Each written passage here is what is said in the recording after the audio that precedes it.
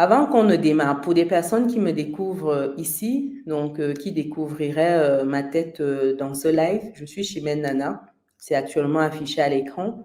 Et vous verrez au-dessus Business et Réussite. C'est l'une des chaînes que j'anime au quotidien. C'est d'ailleurs la première chaîne qui a été ouverte pour parler de business, d'entrepreneuriat, d'investissement, où qu'on se trouve sur le globe.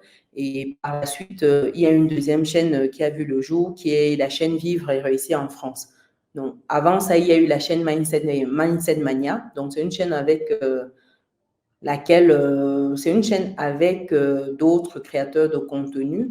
On anime cette chaîne tous les dimanches à 15 heures. C'est les heures de rendez-vous qu'on a. Donc, n'hésitez pas à aller vous abonner à la nouvelle chaîne Mindset Mania. Tous les dimanches à 15 heures, on se retrouve là-bas pour parler sur une thématique ensemble avec d'autres créateurs de contenu. Et la troisième chaîne, comme je disais tantôt, c'était Vivre et Réussir en France. En fait, cette chaîne-là a été créée à la sortie du livre, le livre qui s'intitule pareil, il est juste là, Vivre et Réussir en France.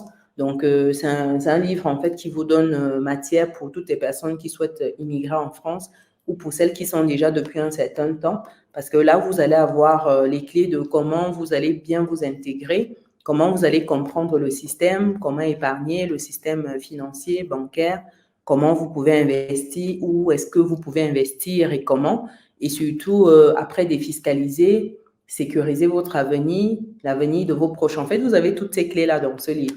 Et pour les personnes qui souhaitent, vous avez la possibilité de vous procurer le livre. Je vais mettre le lien, en fait, dans le chat. Donc, voilà le lien que je vais mettre juste là.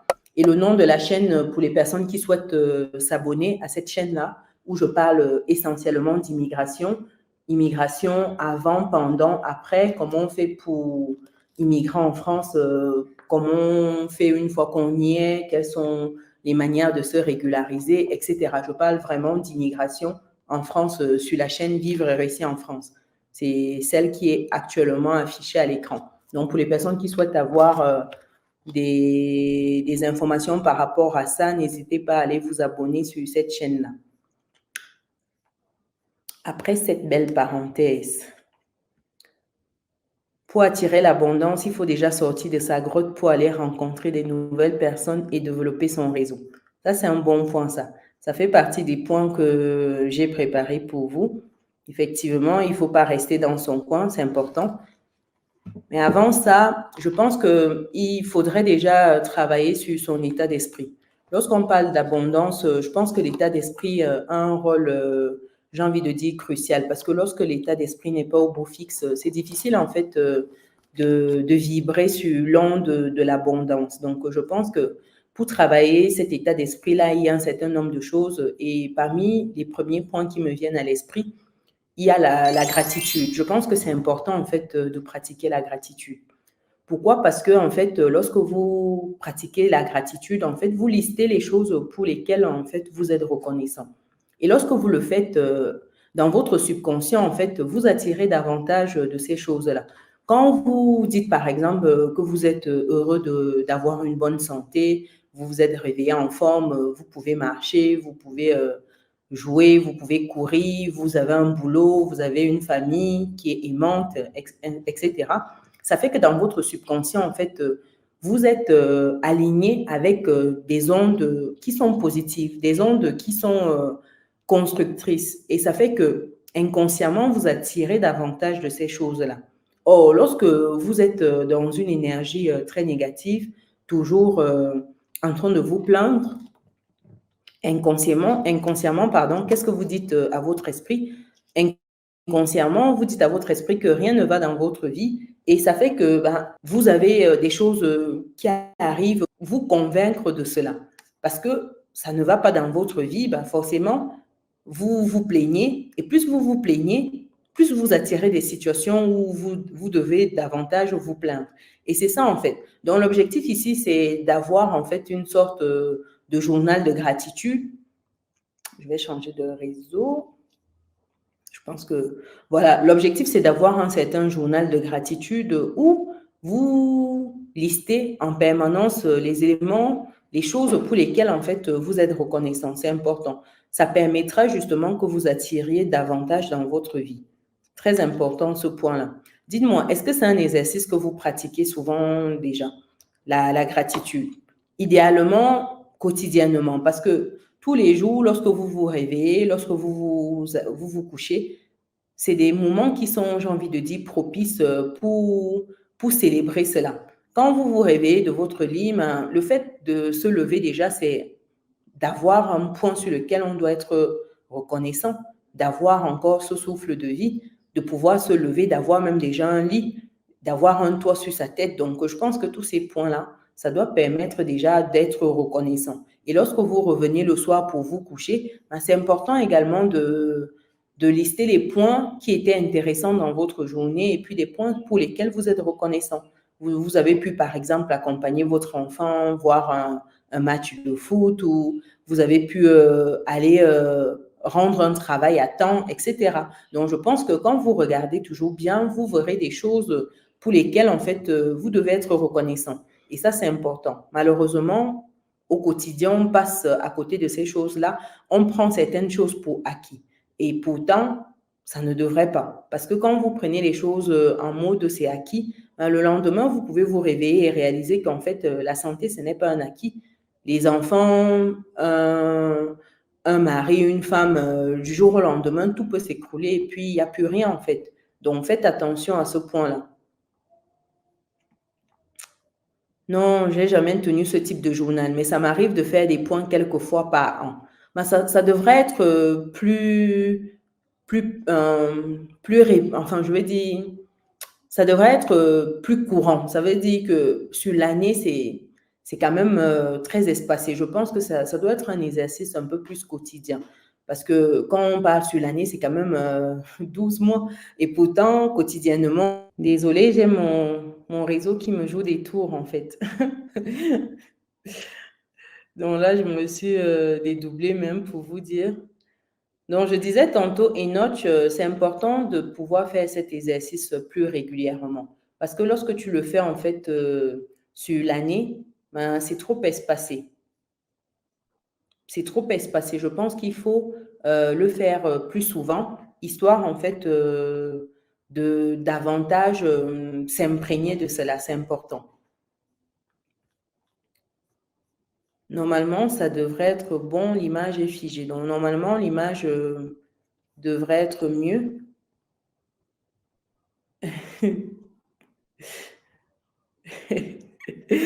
Donc ça, c'était le premier point au niveau de la gratitude.